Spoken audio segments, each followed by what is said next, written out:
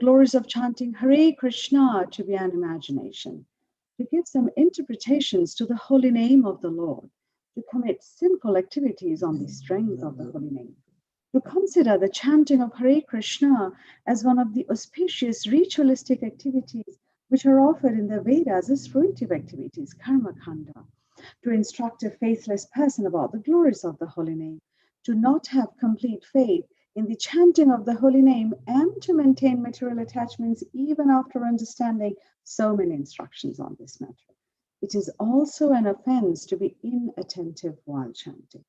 Every devotee who claims to be a Vaishnava must guard against these offenses in order to achieve the desired success, Krishna Prema.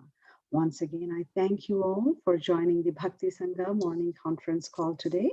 We'll go ahead and move to the next session, which is the Srimad Bhagavatam class. Prior to that, may I know who all have joined the class today, please?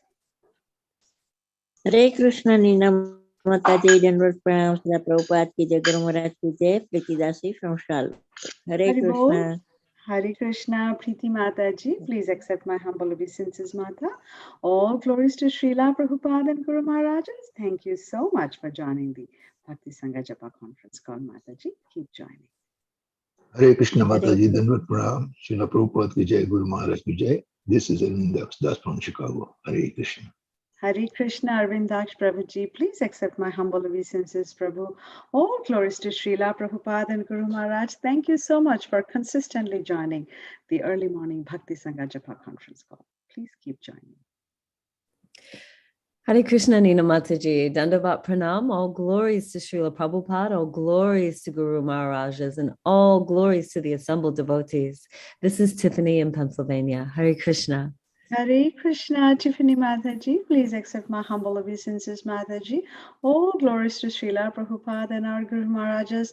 All glories to the assembled devotees here. Thank you so much for joining the early morning Bhakti Sangha Japa conference call. Welcome. Hare Krishna, Nina Mataji, please accept my humble obeisances. All glories to Srila Prabhupada, all glories to Guru Maharaj, and all the devotees. Thank you very much, Mataji. This is Kaumudiki Dasi from Baltimore. Hare Krishna. Hare Krishna, Kaumudiki Mataji, Dandavat Pranam Mata at your lotus feet. Please accept my humble obeisances. All glories to Srila Prabhupada and Guru Maharajas. Thank you so much for joining regularly this call, Mataji. Thank you, Mataji. Hare Krishna. Hare Krishna. Hare Krishna, Mataji, Dandavat Pranam, Srila Prabhupada ki Jai. This is Niharika from Bloomington. Haribol, Niharika Mataji. My Dandavat Pranam Mata, Srila Prabhupada ki Jai, Guru Maharaj ki Jai. Thank you very much for joining the call, Mataji. Welcome. Hare Krishna, Dandavat Pranam Mataji. All the glories to Srila Prabhupada or Guru Maharaj, Nandarani Mataji, Hare Krishna. Haribol, Nandarani Mataji, Dandavat Pranam Mata. All glories to Srila Prabhupada, Guru Maharaj, and the assembled devotees, Mataji. Thank you so much for joining the Bhakti Sangha Japa conference. Hare Krishna. Hare Krishna, dear Mataji. Please accept my humble obeisances. All glories to Srila Prabhupada, all glories to you, and all glories to all devotees. Here is Swaha Devi Dasi. And Hare Krishna Mataji, all glories to Srila Prabhupada and assembled devotees. This is Krishna Chaitanya, husband of Swaha Devi Dasi. Thank you very much.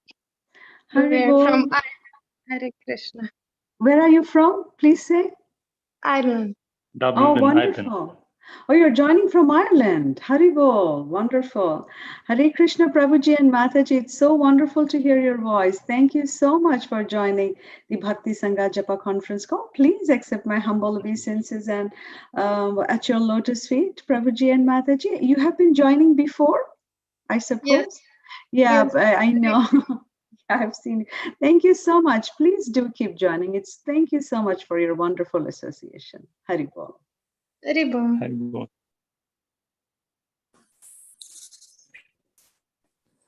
Hare Krishna, Nina Mataji, Dandavat Pranam, all glories to Srila Prabhupada and Gurudev. This is Radha from Baltimore. Haribol, Radha Mataji, my Dandavat Pranam Mata, Srila Prabhupada ki Jai, Guru Maharaj ki Jai. Welcome to the early morning Bhakti Sangha Japa conference call, Mataji. Haribol. Hare Krishna Mataji, my Dhanva Pranam to you and all assembled devotees. Guru Maharaj ki jai, Prabhupada ki jai. This is Shivani from Ashburn, Virginia. Haribol, Shivani Mataji, please accept my humble obeisances, Mata. All glories to Srila Prabhupada and Guru Maharaj. Thank you very much for joining the Bhakti Sangha Japa conference call. Welcome. Hare Krishna Nina Mataji, Dandvat Pranam. Please accept my humble obeisances. All glories to Srila Prabhupada and Guru Maharaj. This is Radharani Devidasi from Baltimore. Hare Krishna Radharani Mataji, my Dandavat Pranam to you too, Mata. All glories to Srila Prabhupada and Guru Maharajas. Thank you so much for consistently joining the Bhakti Sangha Japa conference call, Mataji. Thank you for your association. Hare Krishna.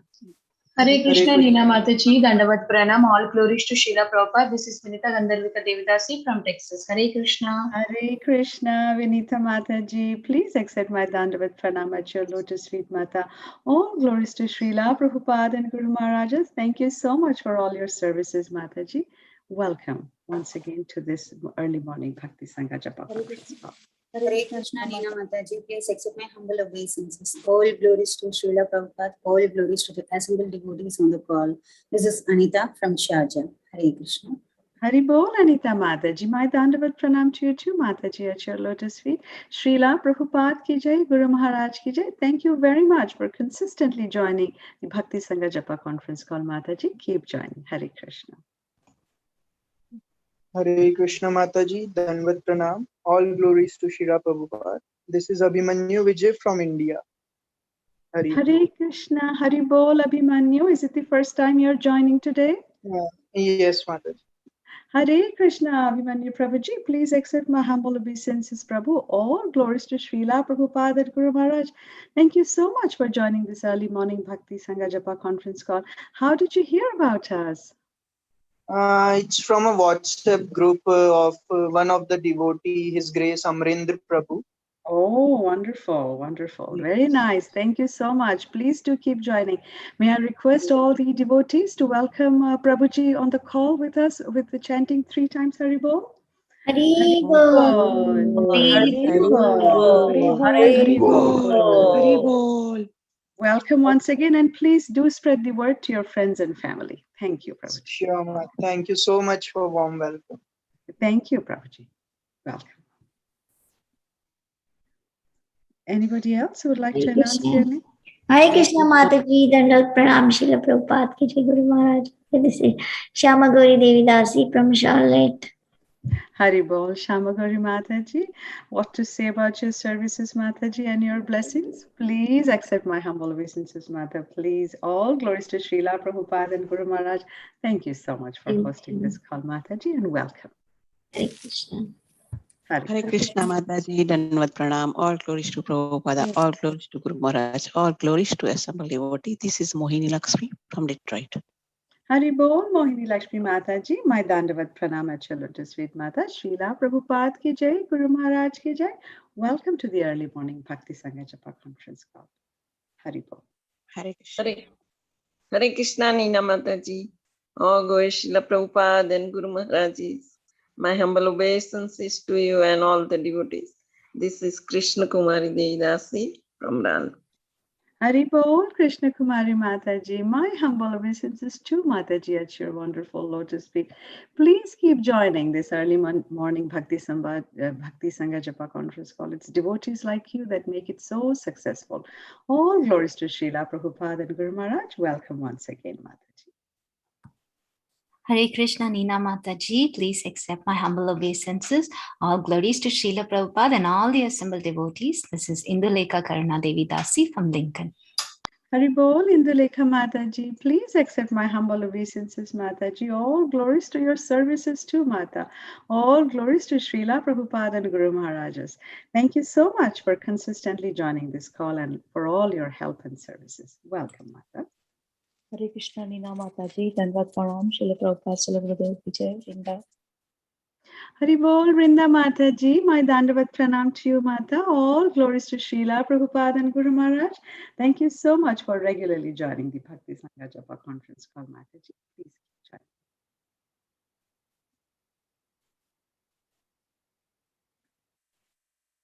Anybody else who would like to share their name with us today?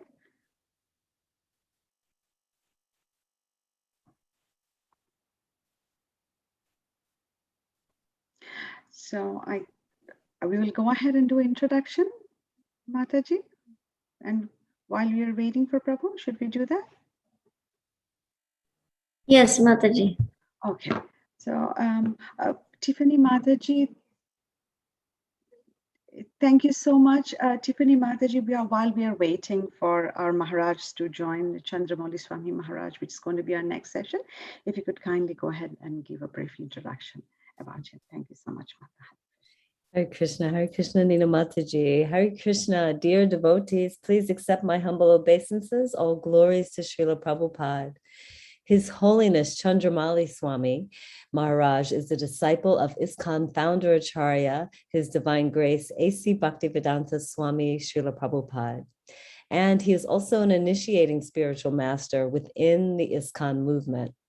Maharaj was born in New Jersey in 1947, and he came in contact with the International Society for Krishna Consciousness in Denver, Colorado, at the age of 24. In 1973, he began practicing Krishna consciousness in New York City, and shortly thereafter began serving at the New Vrindavan farm community in West Virginia. That same year, he received initiation from His Divine Grace A.C. Bhaktivedanta Swami Prabhupada. In 1986, His Holiness Candramauli Swami Maharaj accepted the sannyas order and began preaching in Cincinnati and Columbus, Ohio.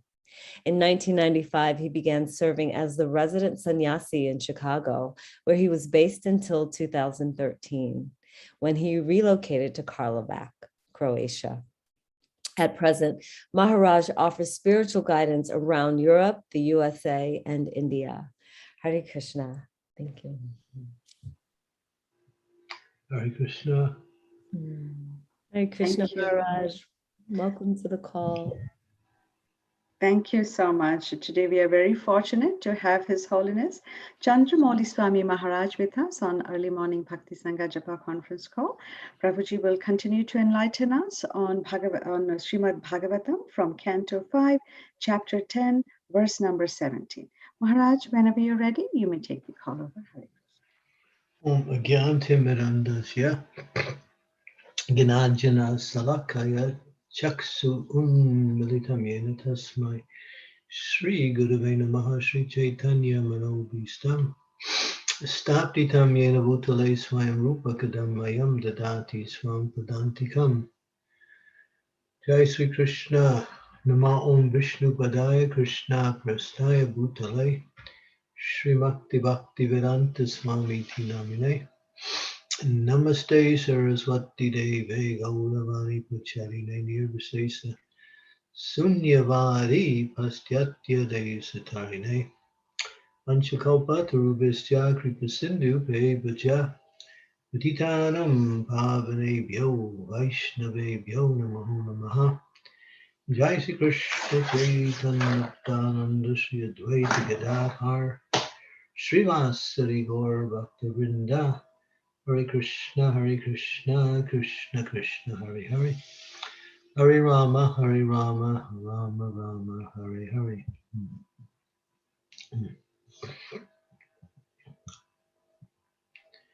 Srimad Bhagavatam, Canto 5, Chapter 10, verse number 17.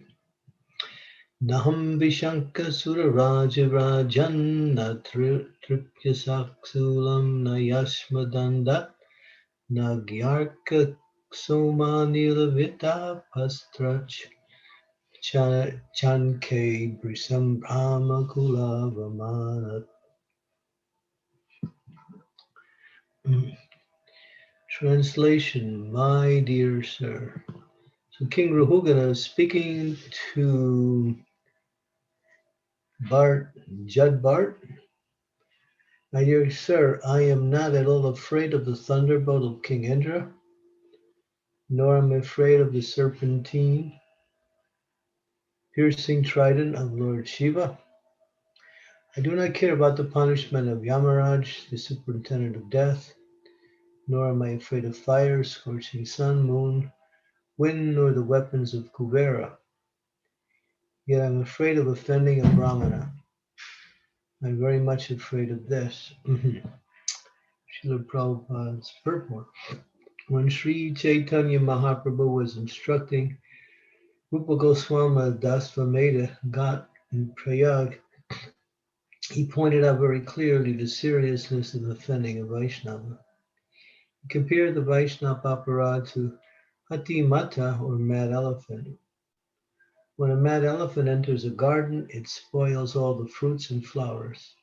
Similarly, if one offends a Vaishnava, he spoils all his spiritual assets. Offending a Brahmin is very dangerous, and this was known to Maharaj Rahugana. He therefore frankly admitted his fault. There are many dangerous things: thunderbolts, fire, Yamaraj's punishment, the punishment of Lord Shiva's trident, and so forth. When none is considered as serious as offending a Brahmana like Jada Bharat. Therefore, Maharaj Rahugana immediately descended from his palanquin and fell flat before the lotus feet of Brahmana Jada Bharat, just to be excused. Srila Prabhupada Ki Jai. The process of execution of devotional service consists of two considerations that must be carefully followed. The things that are recommended to do and the things that are indicated to avoid. These are called, one is called vidhis, or things to do, and the other is called nishedas, or things to avoid. And there's a list on both sides. Nectar of Devotion gives us a very clear, detailed listing with explanations of the things that are favorable for a devotional service and things that are unfavorable for devotional service. Offense against a devotee is considered to be extremely unfavorable. And depending on that devotee, the severity of the offense is calculated. The more advanced that devotee is, the greater that offense is. And here the indication is Brahmanas. Brahmanas, by classification, are considered to be the leaders of human society. They give spiritual direction. They are always engaged in giving advice to others who are in positions of rulership. They are considered the topmost. Of course, then we have Vaishnavas. A Vaishnava is superior to a Brahmana, but if a Vaishnava is also a Brahmana, then that is considered to be topmost, in the sense that one is serving the Lord in the best possible way. In other words, one is performing that activity that is beneficial for human society.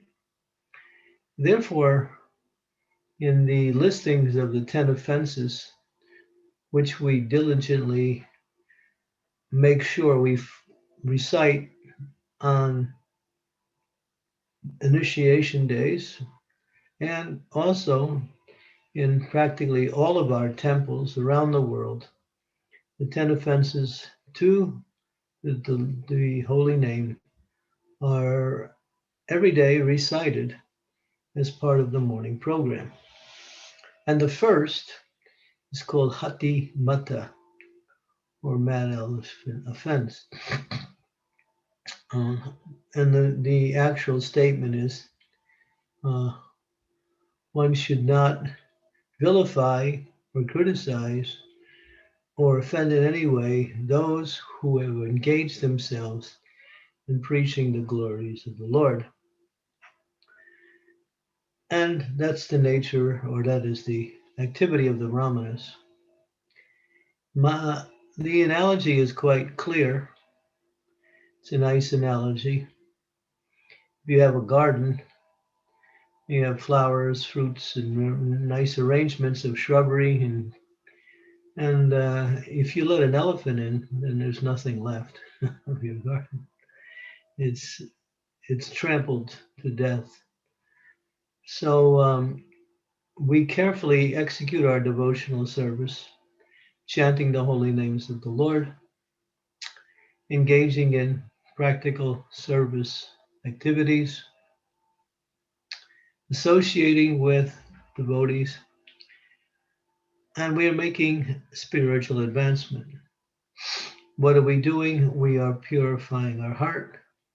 We are removing those coverings over the soul which are materially acquired due to our association with this material energy.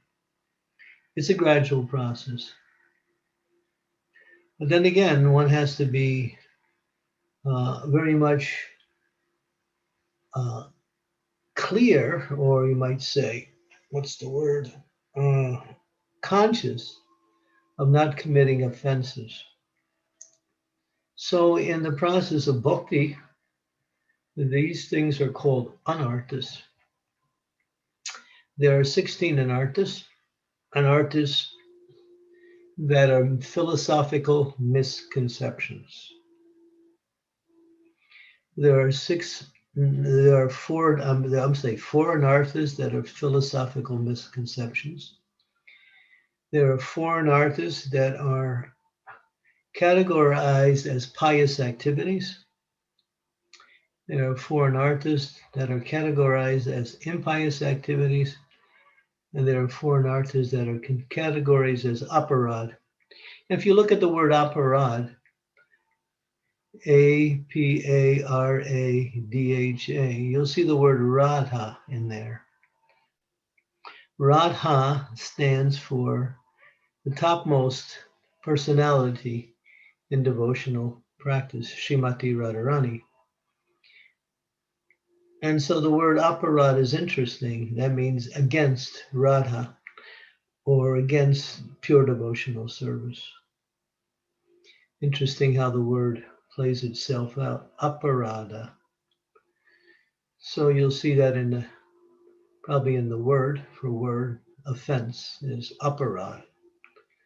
So we want to avoid that by being very diligent. Is it there? Let's see. No. Oh, Maharaj. No, I don't see that word here. Yeah, and the other word is avamana. Avamana, that's a different particular word. But yeah, you'll find that is the standard word for offense is aparad, against Radha, or that which is against the process of advancement in devotional service. So there are four aparads that are mentioned, and that is to offend the Lord, the deity of the Lord, to offend the holy name, to offend Vaishnavas, and to offend people in general. Now, the three of them, to offend the holy name, to offend the Lord in the form of his deity, and to offend people in general, one can reduce the reactions of that offense simply by continuous, I use that word as an emphasis, continuous chanting of the Hare Krishna Mahamantra. So if one commits offenses there, one makes it a point to avoid doing that again and chants the holy name continuously for an extended period of time. Gradually, that offense will be neutralized. But offenses against the Vaishnavas cannot be neutralized or removed simply by chanting the holy name. Not possible. It's the most severe of all offenses, as is being pointed out here. So what one has to do, and we see that in the actions of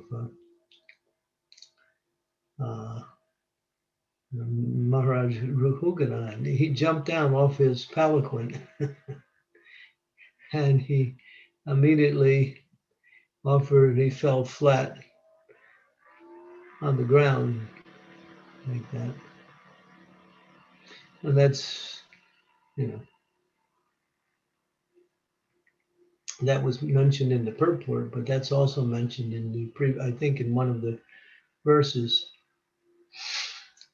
that he was aware of what he had done. And after hearing Jada Bharat speak, he understood that this person was not an ordinary person. He's a great soul.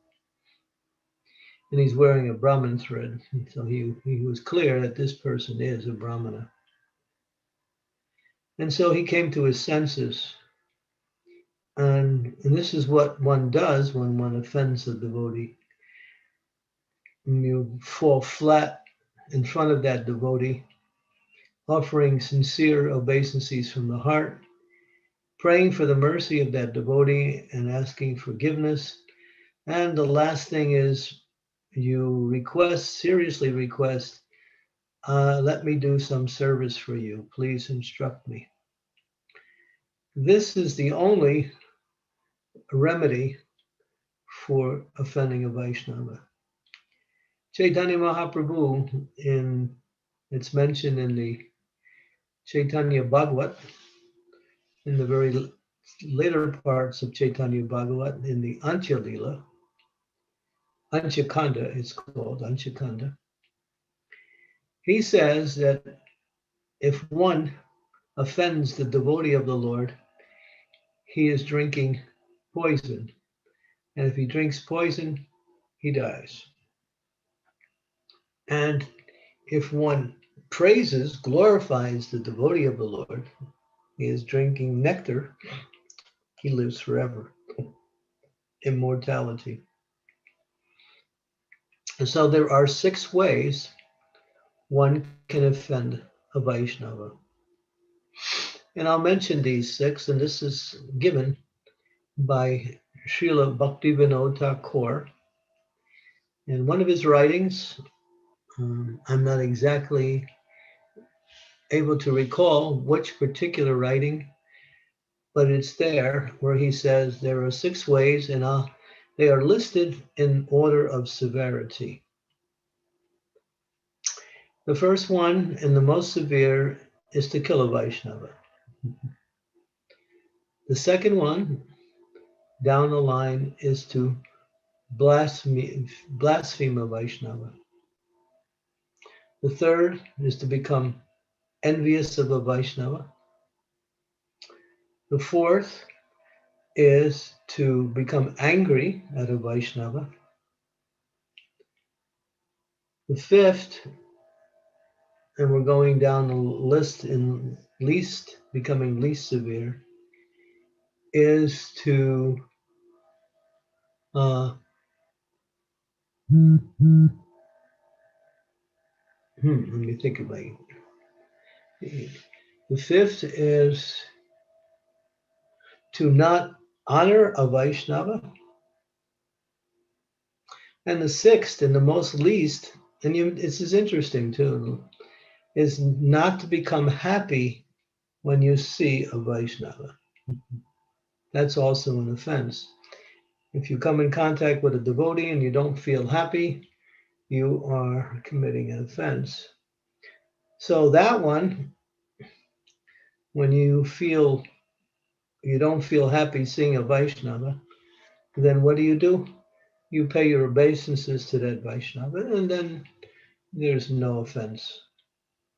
But the others are more severe. You can see killing, blaspheme, envy, anger, failing to respect, like that. So if we can remember these 6 and carefully avoid them. But finding fault is a characteristic, or we might say a very bad quality. When we find fault with others, we create a mentality that is not good.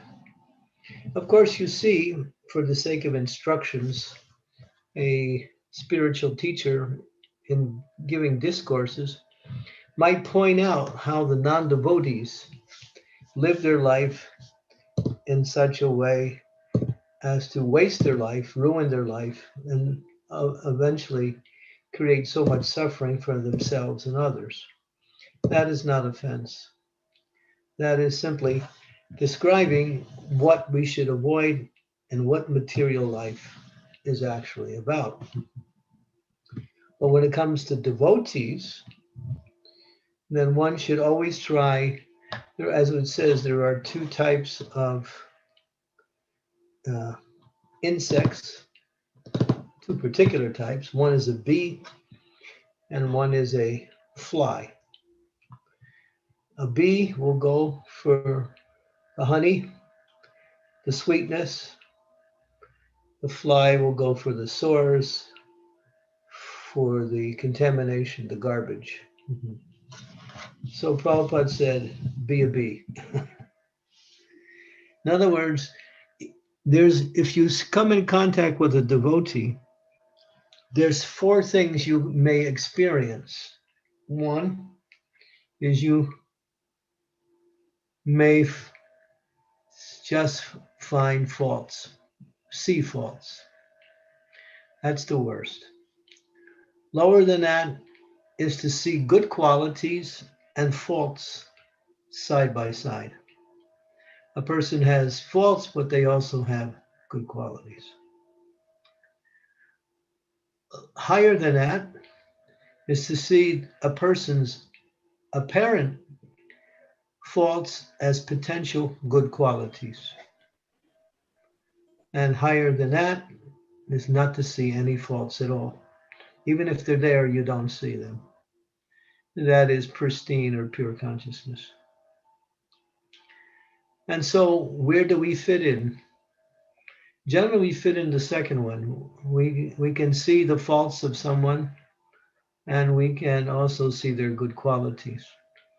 So what we do is we focus on the good qualities and reject, neglect, forget about the so-called faults that we see.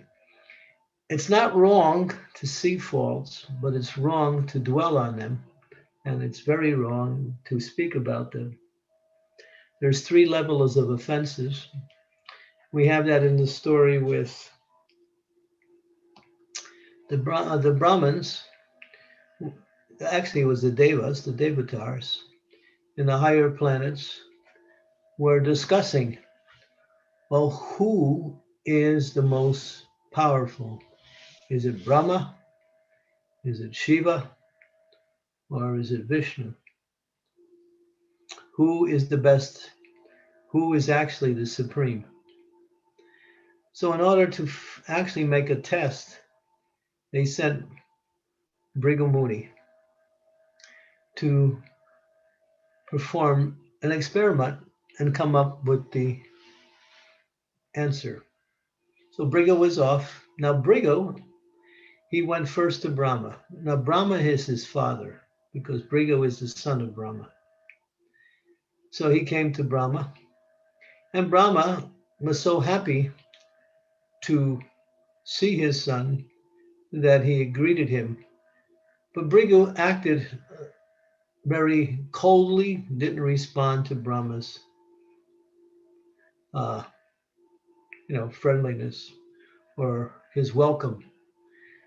And then Brahman, Lord Brahma, that is, became angry. And then Bhrigu noted his anger and left. Then he went to Lord Shiva in Kailash, and Shiva was there with Parvati. He came in. Now Shiva's his brother, because they're both sons of Brahma. So when he came in, Shiva was so happy to see him, he got up from being with Parvati and he started coming to embrace his brother. But Bhrigu said, you have ashes, you associate with low-class people, you got crematorian ashes all over your body, don't touch me. Wow. Brahma is called Shiva is called Asutos. Asutos means one who is easily pleased and easily angered. So Shiva became very angry, took out his trident, and he was about to punish Brigu. But Parvati was there and she stopped him. He said, "No, it's your brother. Excuse him." But Brigu noted, Shiva became angry. And then he left, and somehow he was able to go to Svetadweep, the island where Lord Vishnu resides in the material world with his consort Lakshmi. He came in, and he immediately, when the Lord saw him, he said, "Oh, Brigu, you've come. I'm so happy to see you." Brigu didn't say anything. He went right up to Lord Vishnu and kicked him in the chest. Didn't say a word. He just immediately kicked him. Lord Vishnu turned to Brigu and said, "Oh, my Brigu, I am a Kshatriya and my chest is very hard. You must have hurt your foot. Let me massage your feet." Brigu could understand by the reaction of Lord Vishnu that he is actually the Supreme. Of course, Lakshmi didn't like that at all, and she became angry, and she immediately left and went to the material world, and that's a whole beautiful story, which is actually the unfolding of that famous temple, Tirupati, in South India. That deity there, which is Venkataswara, was actually the manifestation of this particular pastime of Brigu kicking Lord Vishnu. That's a long story. It takes about an hour just to tell the whole pastime. But then Brigu reported back and said, yes, it's no doubt that Vishnu actually is the Supreme.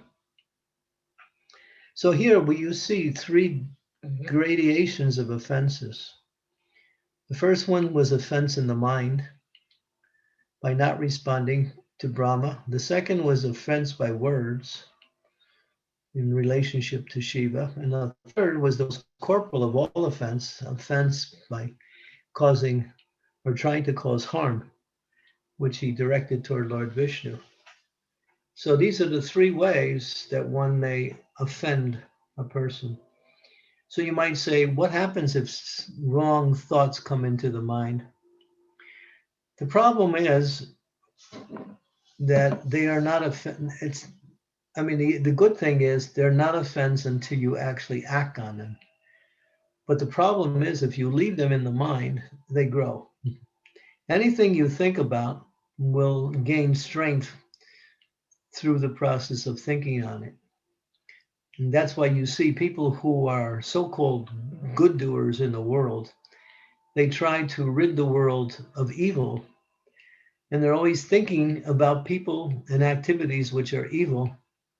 They also pick up that energy and also they develop some bad qualities because of that.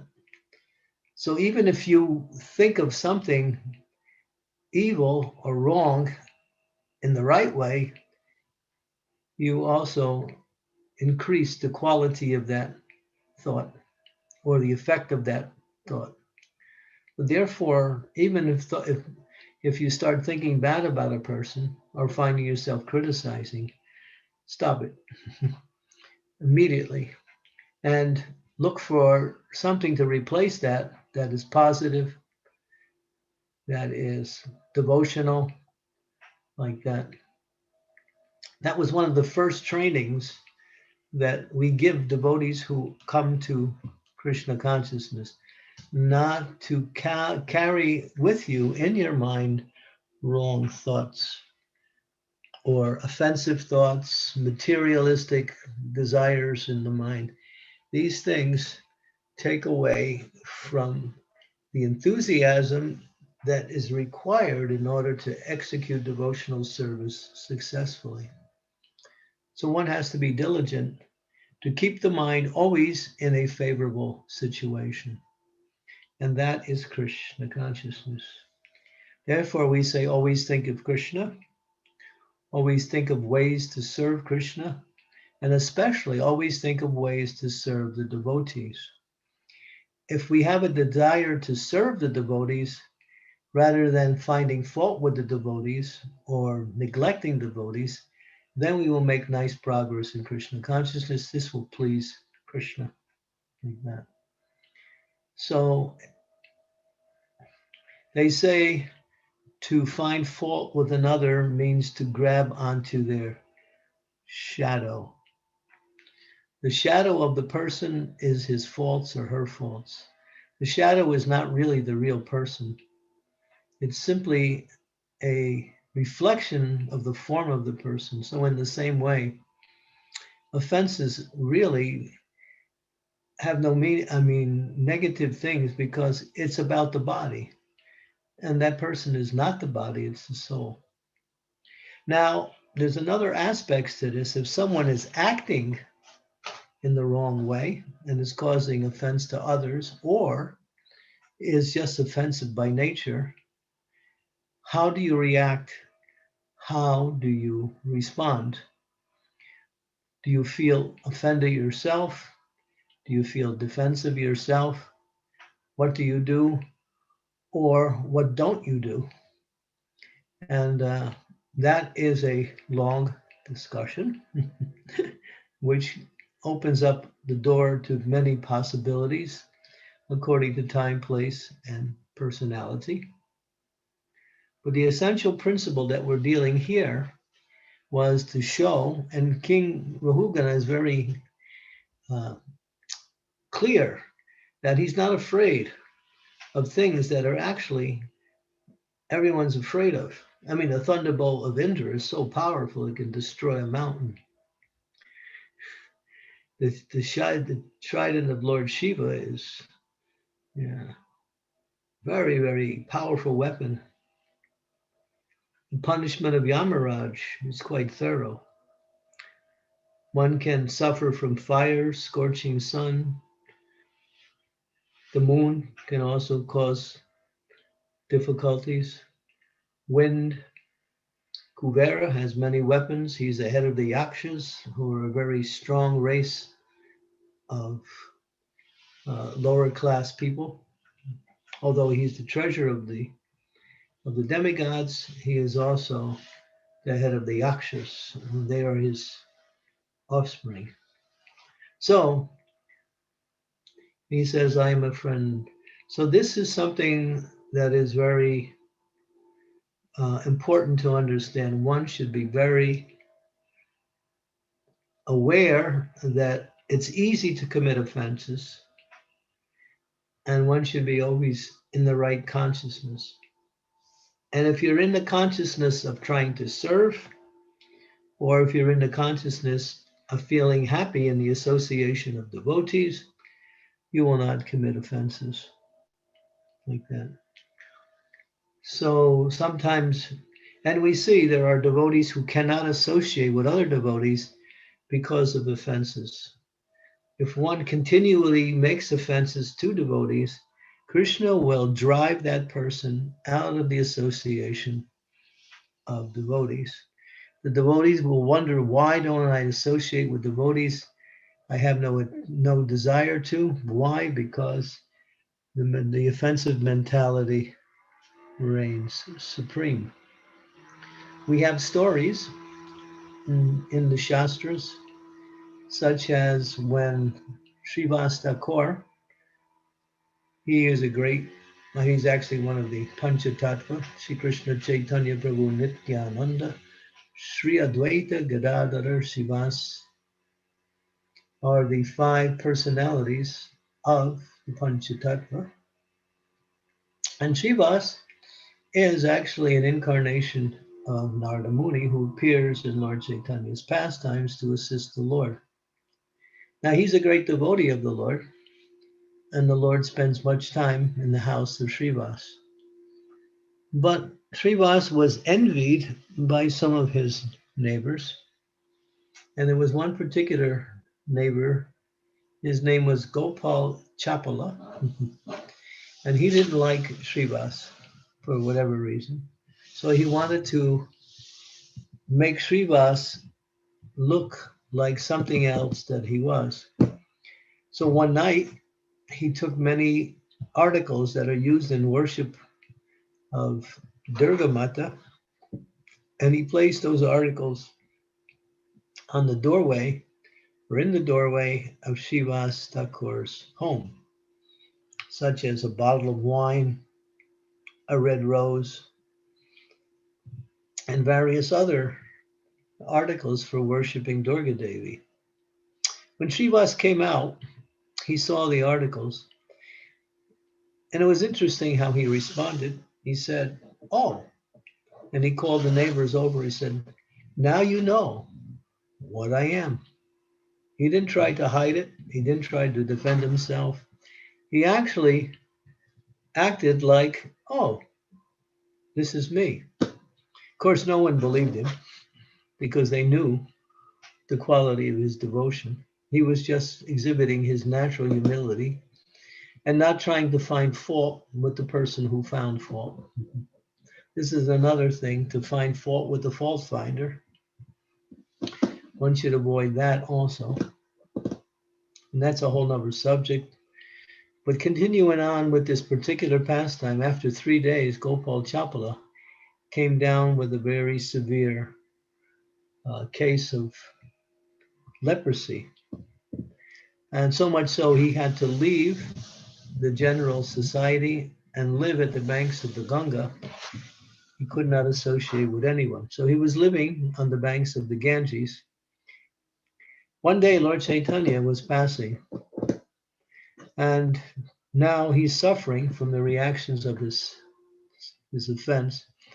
He sees Lord Chaitanya and he says, "My dear Lord, please save me from this suffering." Lord Chaitanya immediately looked at him in an angry way. He said, "You think you are suffering now? This is just the beginning. Because you are offense to Srivas, you will suffer much more than this." And the Lord immediately turned around and left. After some time, I think it was about 3 months later, the Lord happened to pass by that same place, and Gopal Chapala was there. And now his suffering was practically unbearable. And then this time he was more, what's the word? Apologetic, sorry. And he fell fully at the feet of Lord Chaitanya and begged from all of his heart to please be relieved of his suffering. The Lord took compassion upon him and said, "I can't do anything. I don't have the power. But if you go to Srivas and you beg forgiveness to him, if he frees you from this suffering, if he forgives you, then you are forgiven." And that's what he did. And he fell at the feet of Srivas Thakur, praying, begging, explaining how he was such a fool, acting in such an offensive way, and begged forgiveness. Srivas immediately forgave him, but then he gave him some service. He said, "You should take initiation into Krishna consciousness." So he directed him towards one particular guru. And then this person went to that guru, took shelter there, and that became trained as a devotee under the care of that guru and became a great Vaishnava. His name became Devananda, and he writes beautiful, beautiful, beautiful poetry in glorification of the Vaishnavas, which is considered to be one of the most beautiful expressions of devotion towards Vaishnavas that exists within the Vaishnav library. Beautiful, beautiful. And so he was reformed. And you'll find many other examples of pastimes where there's the offense against Srila Haridas Thakur by Gopal Chakravarti, who also received the punishment of receiving leprosy, like that. So there, and of course, he also begged forgiveness after due course of time. But one should be very careful not to offend the Vaishnavas. Now, one may think, well, I've offended the Vaishnavas before, and I don't have any leprosy. Well, the interesting thing is that in Lord Chaitanya's pastimes, where you see that the offenders immediately got a very strong reaction for their Vaishnava aparad. Because of Lord Chaitanya's personal presence, it's mentioned, I think, by Vrindavan Das Thakur, or one of the acharyas, that the Lord speeded up the activities of the living entities. In other words, if someone performed devotional service in an exemplary way, sometimes they got love of God. The Lord would immediately give them love of God just by being pleased with them. They wouldn't have to go through the whole process of purification. The Lord bestowed his mercy in a very direct way, and they received love of God. And the opposite is also indicated here with his presence, is that when people offended Vaishnavas, they immediately got their reactions and not in due course of time. But it is mentioned that unless one becomes repentant for committing offenses to Vaishnavas, especially to Brahmanas or to advanced Vaishnavas, reactions are waiting for that person in the future. They will come in due course of time. And of course, the immediate reaction is that one cannot associate with devotees. The Lord becomes very angry and upset by persons who find fault with Vaishnavas, and he punishes them immediately by removing them from the association of devotees. So this is very instructive. Therefore, we say in Krishna consciousness, be a bee, don't be a fly. Bhakti Siddhanta Saraswati said something interesting. He said, if the faults of others cause disturbance with you, then look within yourself and see what is the cause of you becoming disturbed. If the faults of others cause you disturbance, look within yourself and see what is it about you that is causing you to become disturbed. Now that's very powerful. So there is something about us that causes us to become disturbed by others' faults, and sometimes we react, and sometimes, as we say, blaspheming really means a person has no faults, but still we find fault. The example was when Daksha came into the assembly of many saints and sages and demigods to perform a yajna, Lord Shiva was also there. Now, Lord Shiva was the son-in-law of Daksha. He had married Sati, which was one of Daksha's daughters. But Daksha wasn't so happy about that marriage because he didn't arrange it.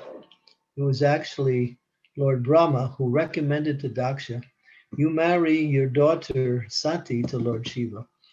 And Lord Brahma is the father of Daksha, so Daksha obeyed his father and gave his daughter to Lord Shiva. But he always had this negative feeling towards Lord Shiva. So when he came into the assembly, everyone rose. Daksha was such a powerful person. He had such charisma. He was very beautiful. He was very, very attractive looking in all good qualities. And he had power. And as soon as he walked in, everybody immediately stood up, just automatically, without even thinking. They just arose. But Shiva didn't. Shiva was in meditation. Daksha became offended that Shiva didn't honor him when he came in, and therefore he started finding fault with Shiva. Shiva didn't do anything, but Shiva at one point left the assembly. And that's a whole pastime where later on Sati, angry at her father for offending, burnt up her body in the fire of yoga. She performed severe yoga and was able to raise the fire within her body, and it incinerated her whole body. And that caused Lord Shiva to become extremely angry, and he retaliated against Daksha. That's mentioned in the very beginning of the Srimad Bhagavatam 4th canto. The first 7 chapters of that canto just talks about Daksha Yagya and what happened to Lord Daksha due to that offense.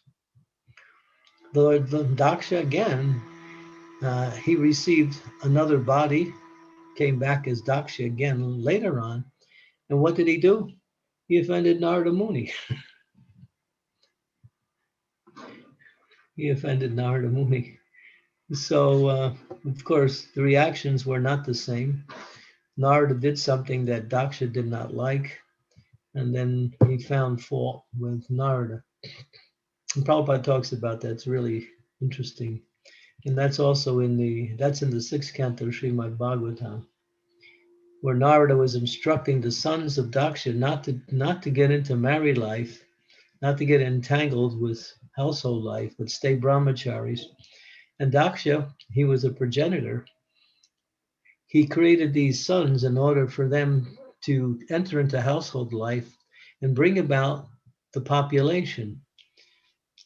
And so coming in contact with Narada Muni, 20,000 sons of Daksha were influenced by Narada Muni, gave up their idea of taking household life and took renounced order of life and never came back to their home. Daksha was angry about that.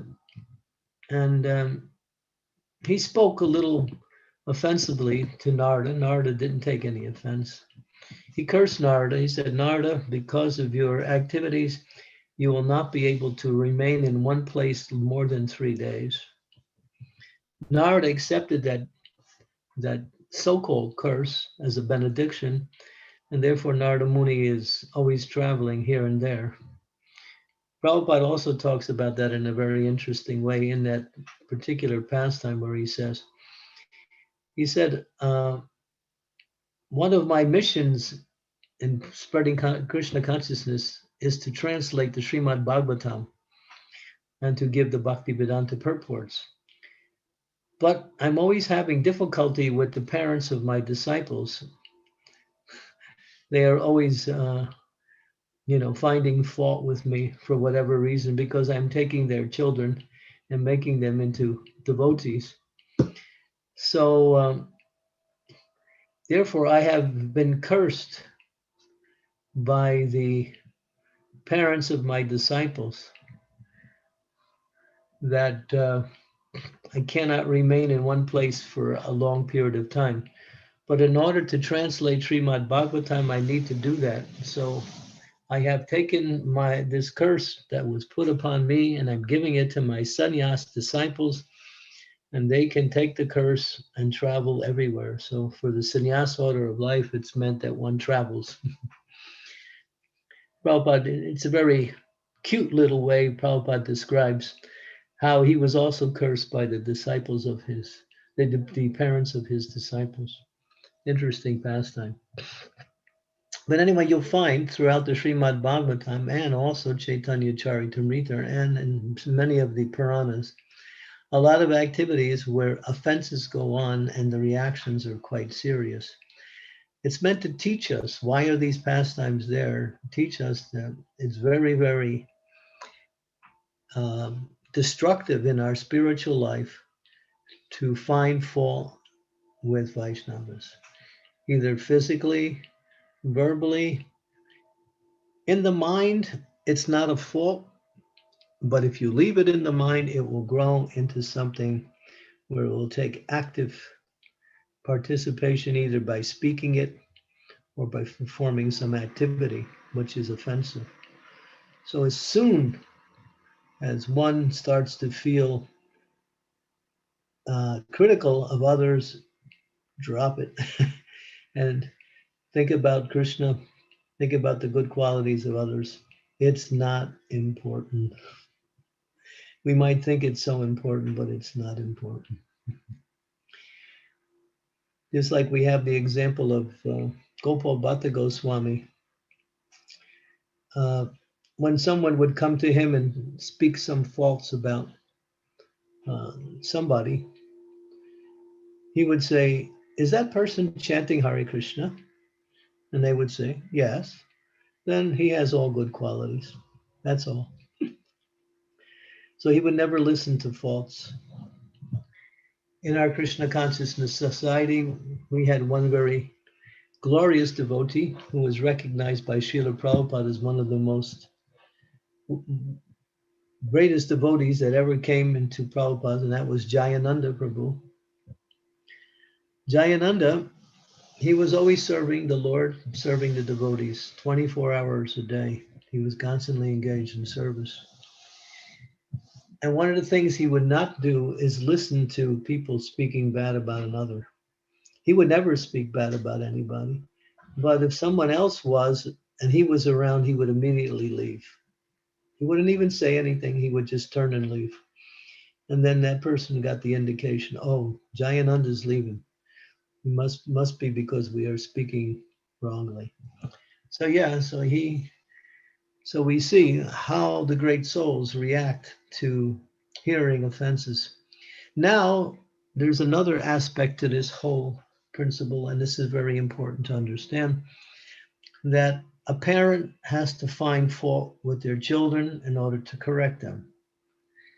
A teacher has to find fault with his students in order to correct them. A guru has to find fault with his disciples in order to correct them. This is not offensive. This is a corrective way by pointing out wrong activities and therefore applying the medicine, which is the right activities, in the form of instruction, guidance, teachings like that. So unless we're in these categories of guru, teacher, or parent, and it's only relegated to those who are what we say charges, those that we have responsibility to take care of. Finding fault then is not finding fault, it's simply corrective. A person walks into a doctor's office and the doctor says, you have this disease. Is he finding fault? No. He's pointing out what is wrong and he will administer the medicine to cure the disease in the same way. This is how these categories of people are given this responsibility to correct and guide those who are under their care. But it's not done in a malicious or an envious way. It's done as in a loving way in order to bring that person to the standard of activity. Okay, this is a very, very broad category, and we tried to touch a little bit of some of these points. Hare Krishna.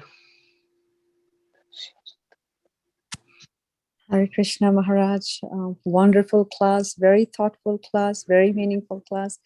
It helped me a lot. I'm sure it helped all the devotees. And this meaning of aparad, coming from,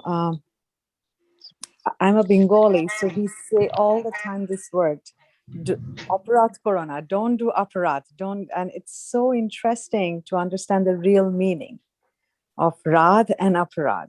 It's wonderful. And everything that you said, wonderful stories of Daksha, wonderful stories of Bhrigu Maharaj. Thank you so much, Prabhu.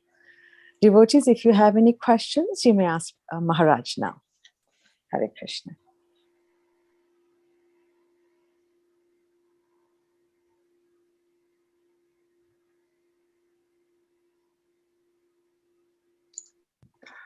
Hare Krishna Maharaj.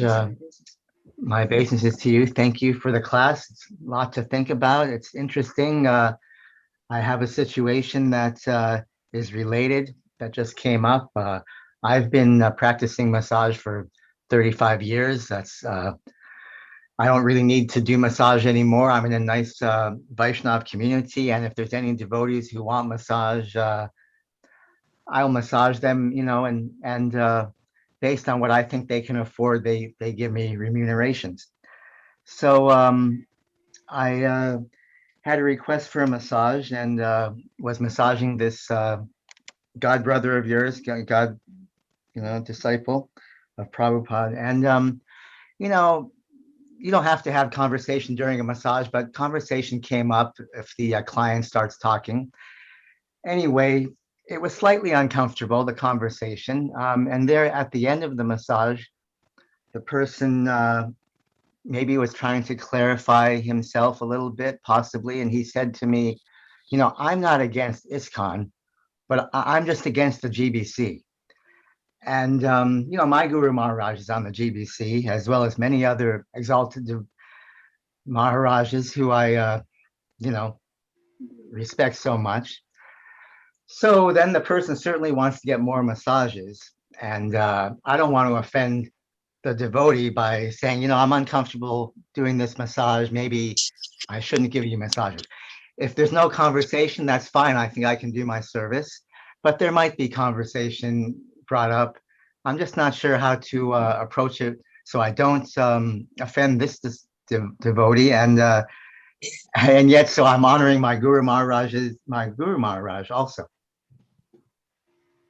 Yeah, it's a quandary whether to continue with that service or take the chance that some unpleasant conversation might come up where you find yourself listening. You can't get away because you're doing the service. Yeah. If you weren't doing that service, it would be easy to excuse yourself, and you could use many ways to excuse yourself from that association. Well, what you could do is, if you know how to do it, is change the subject every time it comes up and bring it to something pleasant, something devotional. Taking what the person says and turning it around into something else. If you do it in such a way that it doesn't look like you're trying to offend that person by doing it, but just gradually taking the conversation into something more. Sometimes a person will get the message, oh, yeah, I shouldn't be talking like this. Or they might also just stop talking, or they may maybe even become a little upset that you're not staying on the page they're on. So it's a risk, and you have to kind of judge that. I'm thinking. I guess the easiest thing is to avoid that particular association by finding ways not to do that service. And then you're not gonna, because if you listen to it, it's not good. Because even if we listen to something we know is not true, there's an element of poison that comes from that can also cause us to have some doubts or feel the same way in some ways. That can also happen. That's why it's not good to listen to that. But if you want to go back into that service, then I would suggest you change the subject if it comes up, or to be on the offensive, to broach a subject yourself and make that the conversation. Okay. But I think the easiest way is to avoid that service. Thank you, Maharaj. Thank you very much.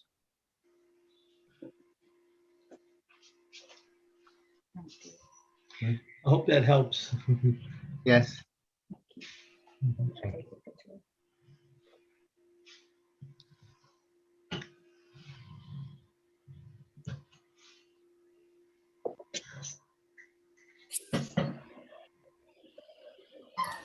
Please, Maharaj, accept my humble obeisances. Thank you for a very interesting and enlightening class.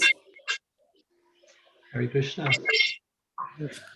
Please, Maharaj, bless me so that I may never commit Vaishnava offense and I may rapidly advance in Krishna consciousness. You want to hear a formula? Yes. Yeah, Lord Chaitanya gave the formula. Just continuously chant Hare Krishna. That's all. Thank you very much. And you will never I was commit having a offenses. question. You will never commit offenses. Yes. I'm sorry. I was having a question related to the class. Okay. Yes, when we commit offenses against a Vaishnava, the Lord gets dissatisfied and very much angry against us. So then Lord Vishnu is none other than Lord Shri Krishna, and the Lord Shiva is also a pure devotee of the Lord. So why did Lord Vishnu did not get and got angry or dissatisfied with Bhrigu Muni when Bhrigu Muni gone to Garbhodaksha Vishnu? Well, the Lord understood that the Brahmins were considered to be saintly, and therefore he didn't want to, because Bhrigu was a Brahmin. So the Lord, immediately accepted what Bhrigu did as the activity of a Brahmana. Others might say that the Lord understood what was going on, and he wanted to show that he is the Supreme Personality of Godhead. But if you see the deity of Lord Jagannath, you'll see in one section of Jagannath's body on his chest, there's a footprint. And so he wears the footprint of Bhrigu on his chest as his ornament. Okay. Oh, that's the Lord. Yes, it's very merciful. Thank you very much. Dandavat Pranam.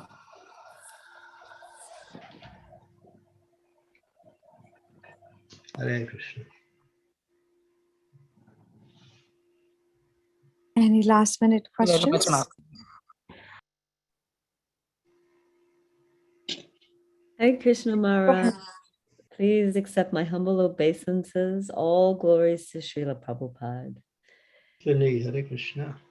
Thank you so much for another wonderful class. I just had a small question, or maybe a small question, I don't know. When you were speaking about Lord Chaitanya, when Lord Chaitanya was on the planet, that devotees experienced, reactions very quickly, or, the results of their actions very quickly.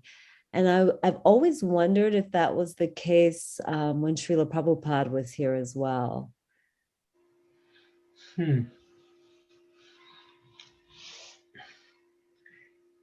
me, to answer that would be speculation. But the presence of a very powerful acharya does speed up the reactions of people's activities. That's true with Lord Chaitanya. He's the Supreme Personality of Godhead. And that's mentioned.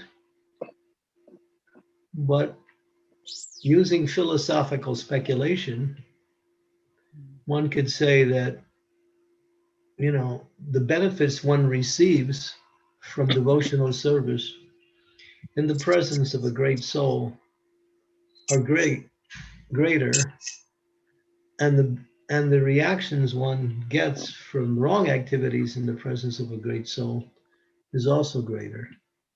It appears to apply in that case. Thank you, Maharaj. Thank you. Thank you, Hare Krishna.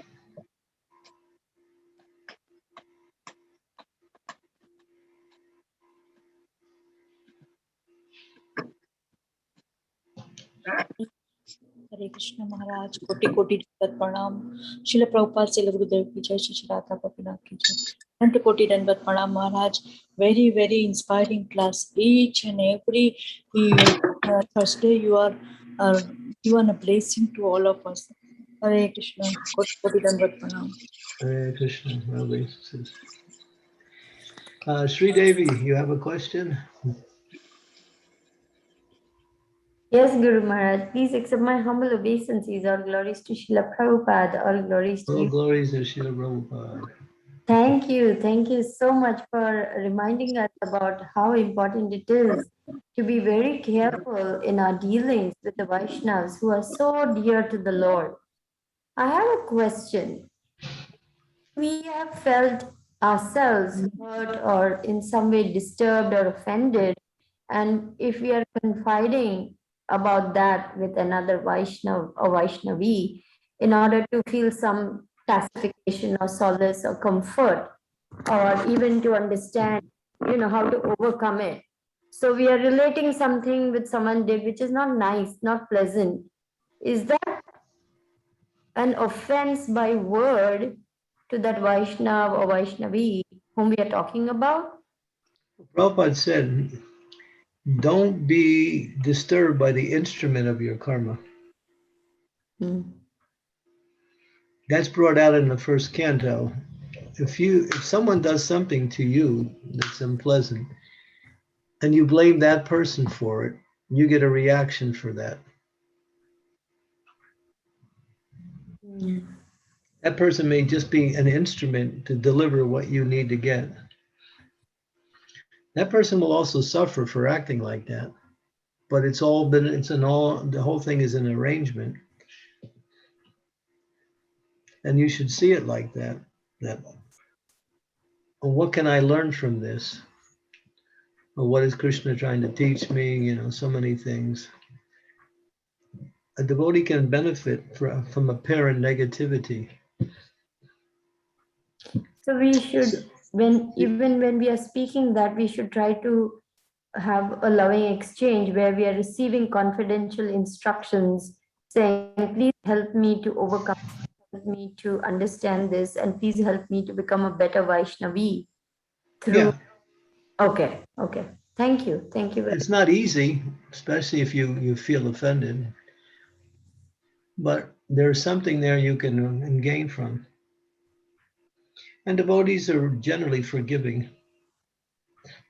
They don't take offense. Thank you so much, Guru Maharaj. Hare Krishna.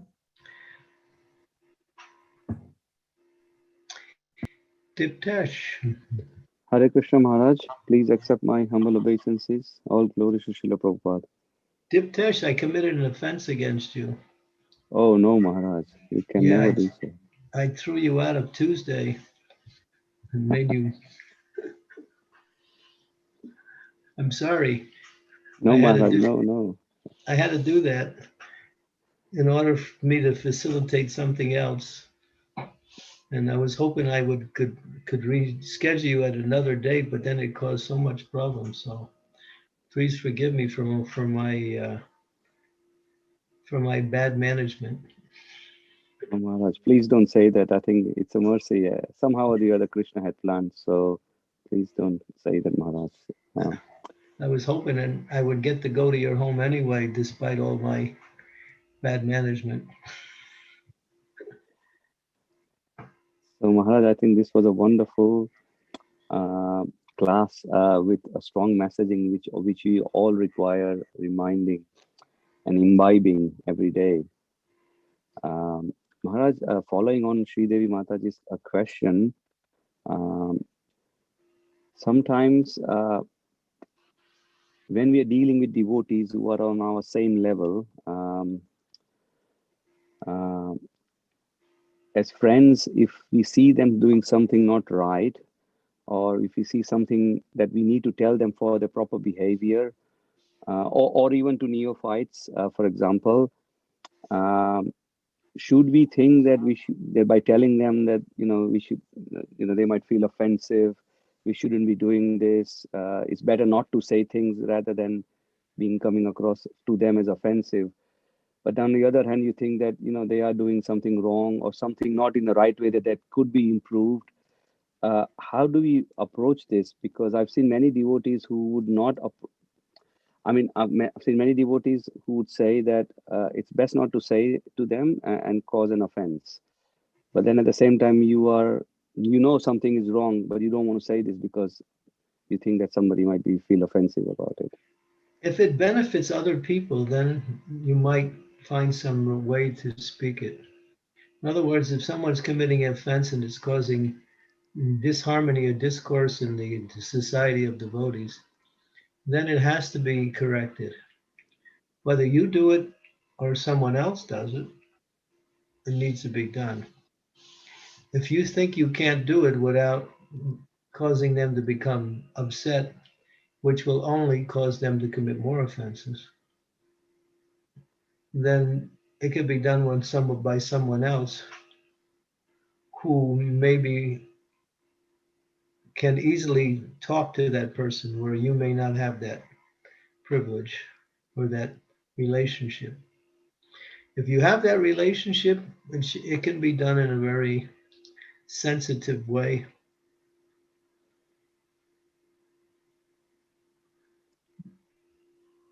But a lot of times it's not necessary. Just let it go. You have to see whether it's causing harm to others or not. Okay, Maharaj, thank you. It's not an easy answer. There's no pat answer for that.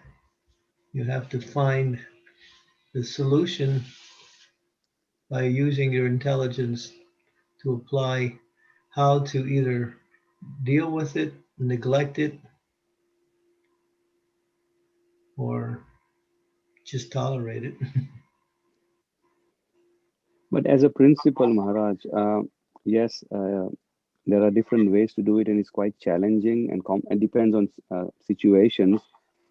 But as a principle, if something is not right, then rather than thinking not to do any action, it is better to either inform someone, or either if it's your relationship works, then you do it yourself, but to actually do something about it rather than not doing it because you may feel that this is offensive. Just like there's one person I know is very offensive, and he sends me emails complaining about everybody. Or complaining about this, or complaining about that, complaining about this. So I learned about his character through someone else. So when he sends me the emails, I see the name, I hit the delete button. That's all. I don't even, but other people know he's like that. And he carries on for some reason. He keeps going with his ways of, but other people ignore him. Some like what he says because for whatever reason. But it's been understood that he's very critical. So I just hit the delete button. So we can also delete ourselves out of that association. If there's nobody to complain to, then then they can't continue. I get these emails regularly because he knows me just by knowing me. So he's enthusiastic to speak to all the devotees who are leaders, sannyasis, about his ways of understanding situations and other devotees. And he wants an audience, but if you don't give him an audience, I never respond to any of his emails. In fact, after learning about him, it's just the delete button is my only button when I get the email. So, I mean, we can't do that when we're in person, but we can also remove ourselves in some way or other. Like I mentioned, Jayananda, he would just leave when somebody was criticizing others. Or if they're acting wrongly. Well, if it's a family member, then you maybe you have some responsibility to help the situation.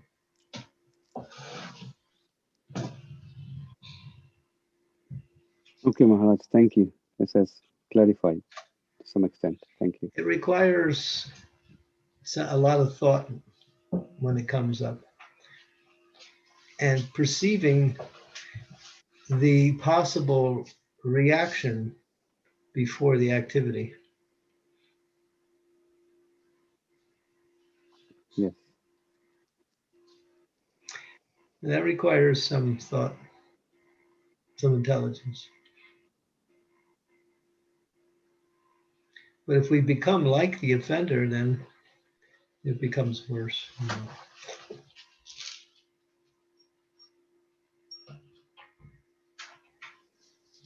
Thank you, Maharaj.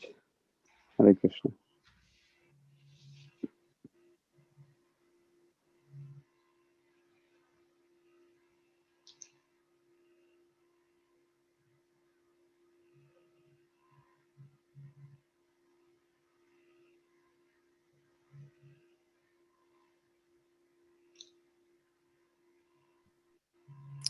Any last minute questions? Hare Krishna Maharaj. With my humble obeisances. Shamagori. Thank you so much for the instructions, Maharaj. Thank you. Haribo, Haribo. Shamagori, how are you? Good, Maharaj, all your mercy.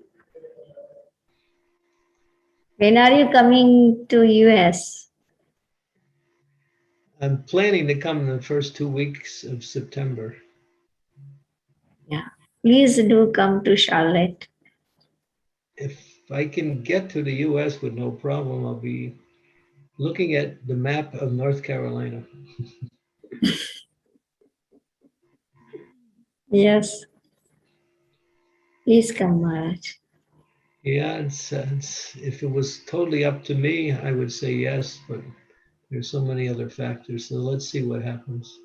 Yeah, no problem. We will pray that you should come to Charlotte and give us your association.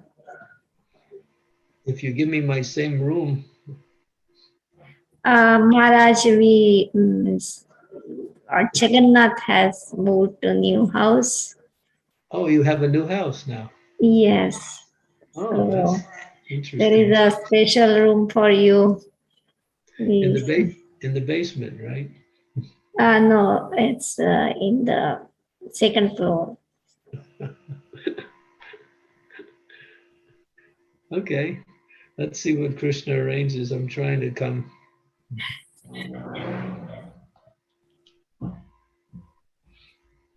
Thank you. Thank you, Maharaj.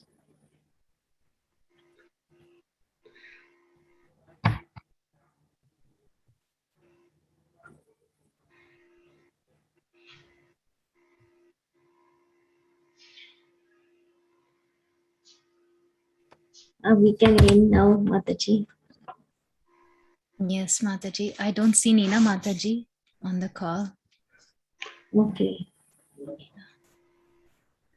Thank you so much, Maharaj, for such a wonderful session and very relevant topic, very important for all of us to understand Vaishnava Aparadh and be careful about it and avoid it. So if there are no more questions, we'd like to end the call here. Vancha kalpatarubhyascha Bhavnebhyo Vaishnavebhyo Namo Namaha. Hare Krishna. Koti Vaishnavya. Granth Srimad Bhagavatam. His Holiness Candramauli Swami Maharaj ki jai. Maharaj Srila Prabhupada ki jai. Thank you for the opportunity to offer a little insignificant service. I'm so happy to be able to meet everybody. We are so happy to meet you, Maharaj.